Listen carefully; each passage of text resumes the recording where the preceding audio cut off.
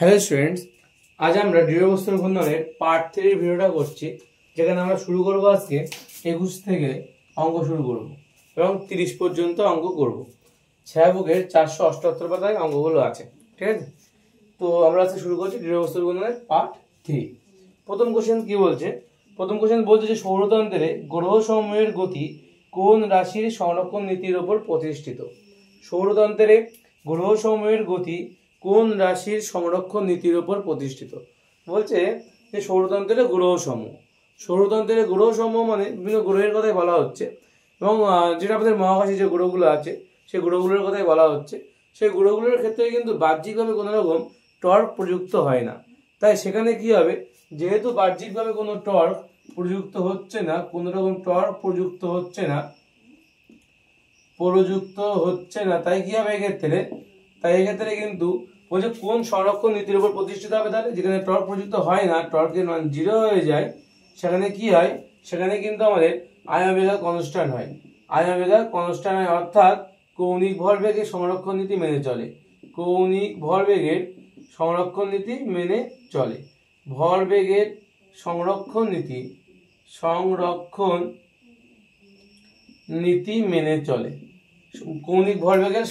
নীতি কিন্তু মেনে চলে। বোঝা গেল? দ্বিতীয় কোশ্চেন কি বলেছে, টর্কের মাত্রাটা কি? টর্ক মানে কি আমরা জানি, টর্ক মানে হচ্ছে টর্ক বা টাউ ইকুয়াল টু আমরা জানি আর ইন্টু এফ, অর্থাৎ বল ইন্টু আমাদের যে ব্যাসার্ধ, অর্থাৎ বলের মাত্রা এম এল টি মাইনাস 2, এটা হচ্ছে বলের মাত্রা, ইন্টু এল অর্থাৎ দৈর্ঘ্যের মাত্রা।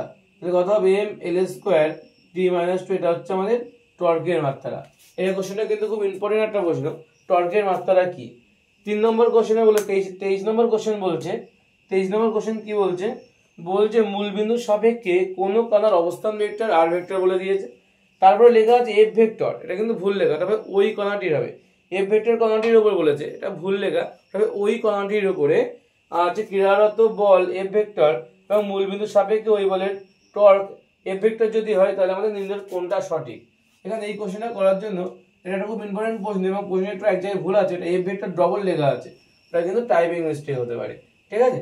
ওটা কি হবে তাহলে, ওটা কিন্তু ওখানে হবে যে ওই কণাটির হবে, এখানে ওটা ডবল করে এফ ভেক্টর লিখে ফেলেছে। তাহলে আমরা জানি কি টর্ক ভেক্টর মানে কি? টর্ক ভেক্টর মানে হচ্ছে আর ভেক্টর ক্রস এফ ভেক্টর, এটা আমরা জানি। টর্ক ভেক্টর সমান আর ভেক্টর ক্রস এফ ভেক্টর। তার মানে আমরা দেখতে পাচ্ছি দুখানা ক্রস প্রোডাক্টের গুণফল, আমাদের ক্রস গুণফল, দুখানা ভেক্টরের ক্রস গুণফল আর একটা ভেক্টর পাচ্ছি।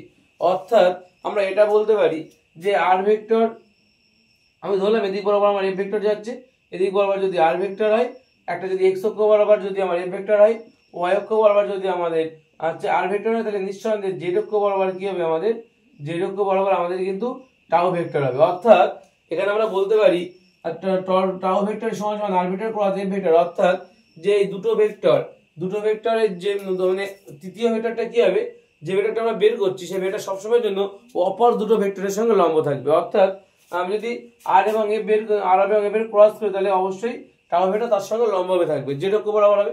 আমি যদি টাও এবং আর করি, তাহলে নিশ্চয়ই এফ ভেক্টর তাদের সঙ্গে লম্বভাবে থাকবে, এবং আমি যদি হচ্ছে টাও আর এফ হচ্ছে ক্রস করি, তাহলে সেক্ষেত্রে আর ভেক্টর কিন্তু তাদের সঙ্গে লম্বভাবে থাকবে। অর্থাৎ তিনটা ভেক্টর প্রত্যেকের সঙ্গে কিন্তু লম্বভাবে থাকবে, ঠিক আছে? তো এটাই হচ্ছে ক্রস গুণফলের নিয়ম, যে কোনো ভেক্টর তার নিজের ক্রস গুণফলের সঙ্গে কি হয়, লম্বভাবে থাকে। যে কোনো ভেক্টর তার নিজের ক্রস গুণফলের সঙ্গে কিন্তু সবসময় লম্বভাবে থাকে। তো এই নিয়মটা মেনটেন কিন্তু এরা করে। আর এর ফলে কি হচ্ছে, আমাদের বলে অনেকগুলো অপশন দিয়েছে, বলছে কোনটা সঠিক হবে। এর ফলে আমরা কি দেখতে পাবো, যে ডট গুণফল করা হয়। যেহেতু ডট গুণফল যদি আমরা করি, তাহলে আমাদের প্রথম যে অপশনটা আছে বলছে আর ভেক্টর ডট টাও ভেক্টর। ডট গুণফল কি হবে, দুখানা ভেক্টর একেবারে সঙ্গে তো লম্ব আছে এরা, আর লম্ব দিলে ডট গুণফলের মান 0 হয়ে যায়।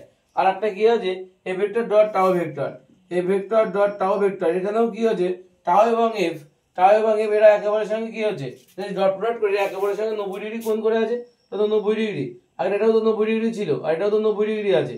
তো প্রত্যেকের সঙ্গে 90 ডিগ্রি কোণ করে আছে, মানে কি তার মানে এটা ডট প্রোডাক্ট করলে কত হবে, 0 হয়ে যাবে। তাহলে এটাই আমাদের অ্যান্সার। তাহলে এটাই আমাদের কি হবে, অ্যান্সার হবে আর ভেক্টর ডট টাও ভেক্টর সমান সমান 0, এবং এফ ভেক্টর ডট টাও ভেক্টর ইজ ইকুয়াল টু 0 হবে, আর ডট প্রোডাক্টের মান কি হবে, 0 হয়ে যাবে। তো এটা আমাদের অপশন এ তে আছে, তাই অপশন এ হচ্ছে আমাদের রাইট অ্যান্সার। এটা কিন্তু খুব ভালো একটা প্রশ্ন, কোশ্চেন নাম্বার 23। তারপরে কি বলছে কোশ্চেন নাম্বার 24, এটাও একটা খুব ভালো প্রশ্ন। কোশ্চেন নাম্বার 24 বলছে কোনো বস্তুর, কোশ্চেন নাম্বার 24 কি বলছে, বলছে যে কোনো বস্তুর আবর্ত গতিশক্তি এবং জড়তা ভ্রামক যথাক্রমে ই এবং আই।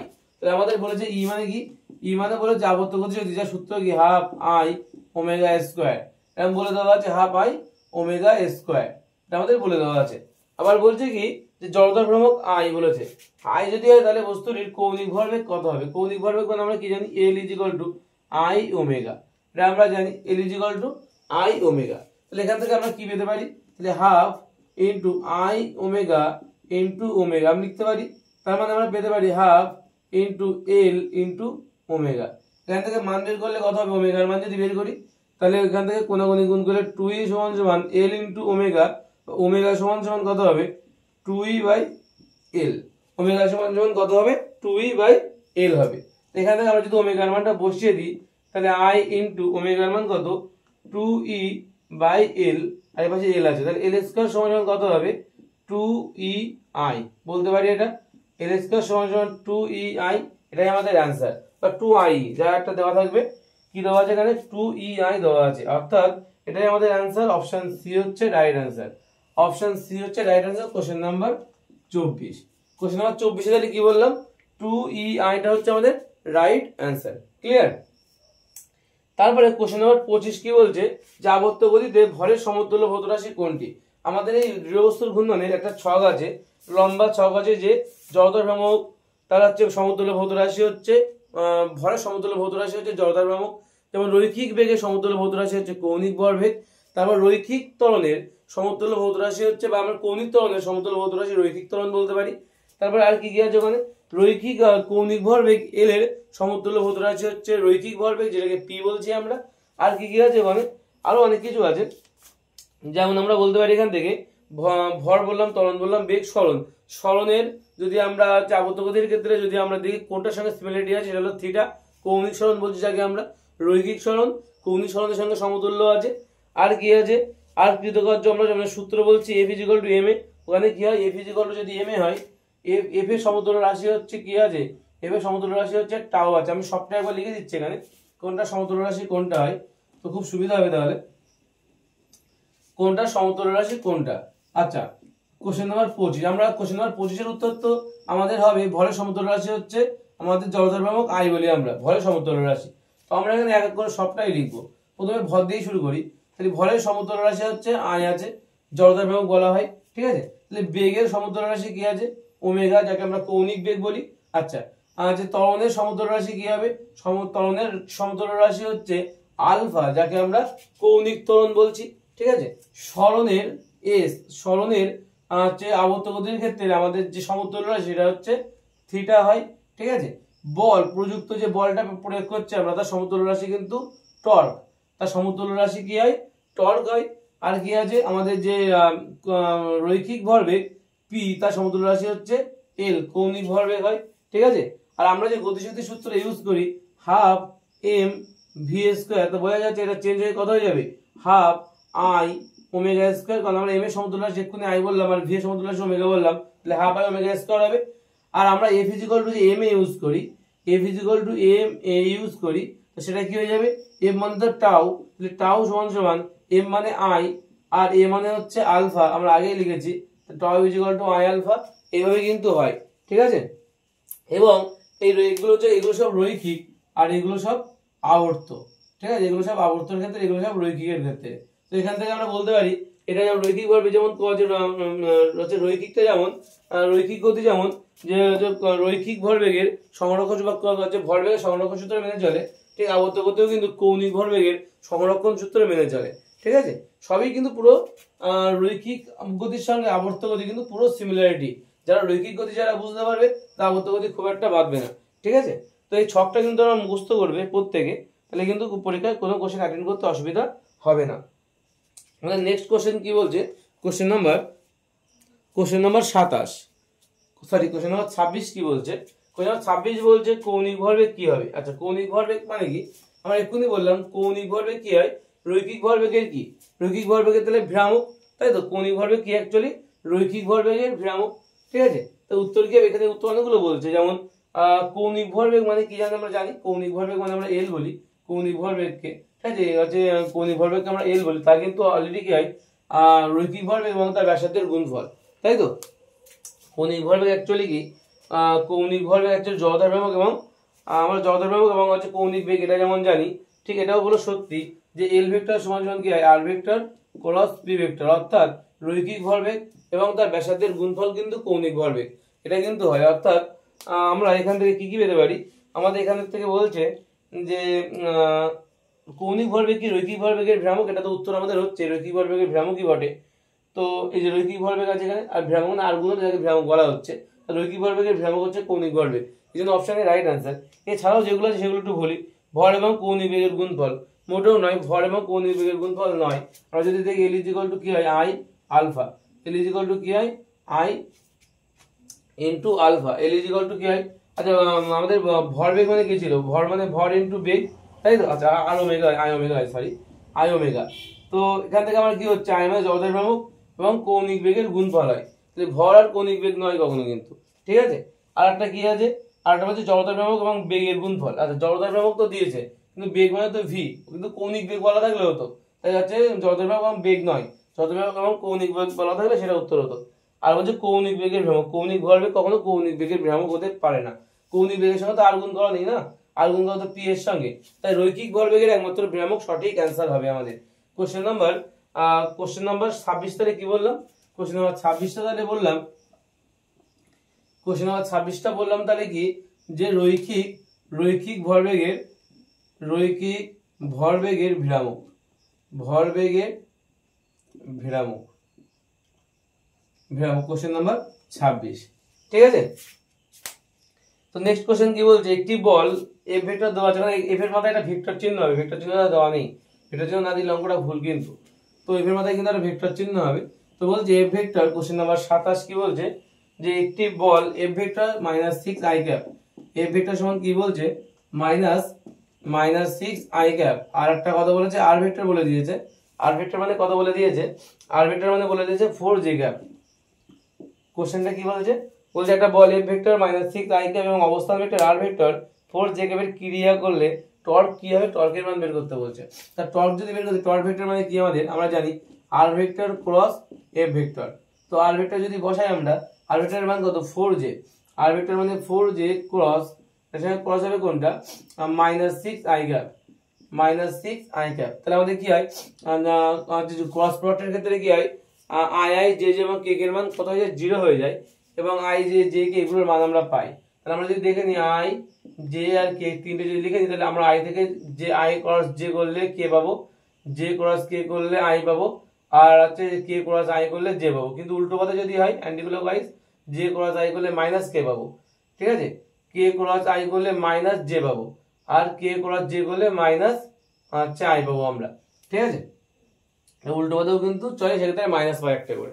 তাহলে এখানে কত হবে 4 ছক কত 24, তাহলে -24 হচ্ছে, কিন্তু জে ক্রস আই বলছে, তা জে ক্রস আই মানে উল্টো কথা হচ্ছে মাইনাস কে হবে, এখানে একটা মাইনাস কে পাচ্ছি, আর এই মাইনাস মানে কত হচ্ছে প্লাস কে ক্যাপ। ঠিক আছে, উত্তর তাহলে কত হবে 24 কে ক্যাপ হবে উত্তর। ঠিক আছে, উত্তর কত হবে 24 কে ক্যাপ, অপশন বি হচ্ছে রাইট অ্যান্সার। এখানে দেওয়া আছে অপশন এ, উত্তর ভুল আছে। ঠিক আছে, অপশন বি হচ্ছে এর রাইট অ্যান্সার। কোশ্চেন নাম্বার 28 কি বলছে, কোশ্চেন নাম্বার 28 বলছে একটি এম ভরের গোলক ভি বেগে গড়িয়ে গেলে মোট গতিশক্তির পরিমাণ কি হবে। তো একটা এম ভরের যদি একটা গোলক সে কি হচ্ছে ভি বেগে গড়িয়ে পড়ছে, তাহলে সেক্ষেত্রে তার গতিশক্তির মান কি হবে। তো মনে রাখতে হবে গতিশক্তি বের করার সময় যদি আমরা বের করি মোট গতিশক্তি, তো মোট গতিশক্তি বের করার সময় আমাদের মনে রাখতে হবে, মোট গতিশক্তি বের করতে গেলে আমাদের মনে রাখতে হবে মোট গতিশক্তি যদি কে হয়, তো সেক্ষেত্রে রৈখিক গতিশক্তি এবং আবর্ত গতিশক্তি দুটোই কিন্তু যোগ হয়ে যায়। তাই মনে রাখতে হবে half M V square plus half I omega square, এটাই কিন্তু আমাদের মোট গতিশক্তি বের করার ফর্মুলা। মনে রাখতে হবে রৈখিক গতিশক্তি এবং আবর্ত গতিশক্তি দুটোই কিন্তু এখানে যুক্ত হবে। ঠিক আছে, তাহলে এখান থেকে আমাদের হাফ এম ভি স্কোয়ার যা ছিল তাই থাকবে, আর এখান থেকে হাফ আই মানে কত, আই মানে কিন্তু বলেছে যে এম ভরের গোলক বলেছে, তাহলে এম ভরের গোলক যদি গড়িয়ে পড়ে তার ক্ষেত্রে আমাদের তার জড়তার ভ্রামকের মান কত হয় তার জড়তা ভ্রামকের মান হবে 2/5 বোধ হয়, 2/5 mr², 2/5 mr²। কত হবে? 2/5 mr²। ঠিক আছে, এটাই হবে 2/5 mr²। এখানে মানটা বসিয়ে দিই, 2/5 mr² ইন্টু ওমেগা স্কয়ার। আমরা জানি কি, আমরা জানি ওমেগা সমান সমান ভি বাই আর, এটা উল্টো করতে পারি, V is equal to omega R. ঠিক আছে, omega cross omega into R, V is equal to omega R থেকে আমরা বলতে পারি omega is equal to V by R. তো এই মানটা যদি এখানে পুট করি তাহলে ওমেগা স্কয়ার মানে কি, ওমেগা স্কয়ার মানে V square by R square, তাহলে V square by R square লিখতে পারি। এখানে আর স্কয়ার কেটে যাবে, আর এখান থেকে 2 2 কেটে যাবে, তাহলে থাকছে কত পড়ে, half M V square plus 1/5 M V square. 5 দুগুণ কত, 10 লসাগু হবে, 10 লসাগু হলো, তাহলে এখান থেকে কত হচ্ছে 5 M V square plus 2 M V square মানে 7/10 এম ভি স্কয়ার। এটা আমাদের অপশনে আছে 7/10 M V square. Option A হচ্ছে এটার রাইট অ্যান্সার। অপশন এ হচ্ছে এটার রাইট অ্যান্সার। কোশ্চেন নম্বর 29 কি বলছে, যারা সুষম আবর্ত গতিতে গতিশীল কণার কৌণিক ভরবেগ যদি এল হয়, যদি ওই কণার গতিবেগের কম্পাঙ্ক দ্বিগুণ হয়ে যায়, তাহলে কৌণিক ভরবেগের মান কত হবে? তো কি করতে হবে অঙ্কটা? কোশ্চেন নম্বর 29, কোশ্চেন নম্বর 29 কি বলছে, তাহলে কি বলছে এখান থেকে, যে কৌণিক ভরবেগ বলেছে, কৌণিক ভরবেগ বলেছে এল ইজ ইকুয়াল টু, আমরা কি জানি কৌণিক ভরবেগ question number 29 L is equal to I omega. আবার ওমেগা মানে আমরা কি জানি, ওমেগা মানে হচ্ছে 2 পাই এন, তার মানে আই ইন্টু কত হবে, 2 পাই এন হবে। ঠিক আছে, I into 2 pi N L এর মান। এখন বলছে আমরা কম্পাঙ্ককে কি করছি, দ্বিগুণ করে দিচ্ছি। ওকে, কম্পাঙ্ক যদি এখন এন ড্যাশ যদি 2n হয়, এন ড্যাশ মানে যদি 2n হয়, তাহলে সেটা যদি বসি তাহলে এল ড্যাশ পাবো, তাহলে I into 2 pi into 2n হবে। তার মানে এই দুইটা আগে বেরিয়ে যাচ্ছে, তাহলে কত হচ্ছে I into 2 pi N, I into 2 pi N মানে কি, মানে এল, তার মানে এখান থেকে 2l পাচ্ছি। তাহলে 2l হচ্ছে আমাদের অ্যান্সার হবে 2l। অপশন অপশন এ হচ্ছে আমাদের রাইট অ্যান্সার। অপশন এ হচ্ছে আমাদের রাইট অ্যান্সার। এবং নেক্সট কোশ্চেন কি বলছে আমাদের, নেক্সট কোশ্চেন, কোশ্চেন নাম্বার 30 এই পাশে হচ্ছে কোশ্চেন নাম্বার 30টা। কোশ্চেন নাম্বার 30 কি বলছে, বলছে একটা ফাঁপা চোঙের ফাঁপা চোঙের ভর বলেছে এম, ব্যাসার্ধ বলছে আর হলে যে রক্ষের সাপেক্ষে চোঙটির জড়তা ভ্রামক কত হবে? ফাঁপা চোঙের ক্ষেত্রে যে রক্ষের সাপেক্ষে জড়তা ভ্রামক আমি আগের দিনই বলেছিলাম, পার্ট 2 এর ভিডিওতে আমরা বলেছিলাম কি, যে একটা বইতে আমাদের 2.5 পাতার একটা লম্বা ছক আছে, যেখানে বিভিন্ন শেপের যে আমাদের বিভিন্ন আকৃতির যে ঘনবস্তুগুলো আমাদের আছে, সেই ঘনবস্তুগুলোর ক্ষেত্রে যে তাদের যে জড়তার ভ্রামকগুলো তাদের একটা ছক আকারে লেখা আছে। ঠিক আছে, ছকটা মুখস্থ করার কথা বলেছিলাম, যারা মুখস্থ করবে তারা পারবে যে ফাঁপা চোঙের ক্ষেত্রে কি হয়, ফাঁপা চোঙের ক্ষেত্রে জড়তার ভ্রামকের মান হয় আই এর মান এম আর স্কোয়ার। ফাঁপা চোঙের ক্ষেত্রে জড়তার ভ্রামকের মান হয় এম আর স্কোয়ার, যদি সেটার অক্ষের সাপেক্ষে যদি ঘোরে, যদি অক্ষের সাপেক্ষে যদি সে ঘোরে, তার জড়তার ভ্রামকের মান হবে কত, এম আর স্কোয়ার। এটা আর হচ্ছে স্মল হবে, স্মল আর স্কোয়ার, যেহেতু প্রশ্নে আমার স্মল আর বলা আছে, স্মল আর স্কোয়ার। অপশন সি হচ্ছে এটা রাইট অ্যান্সার। অপশন সি হচ্ছে এটা রাইট অ্যান্সার। এই ছিল আজকে আমাদের কোশ্চেন মোট 30টা, মানে আমরা 21 থেকে 30 পর্যন্ত করলাম। আবার নেক্সট ভিডিওতে আমরা আরো নেক্সট পরের 10টা আমরা দেখবো। ঠিক আছে।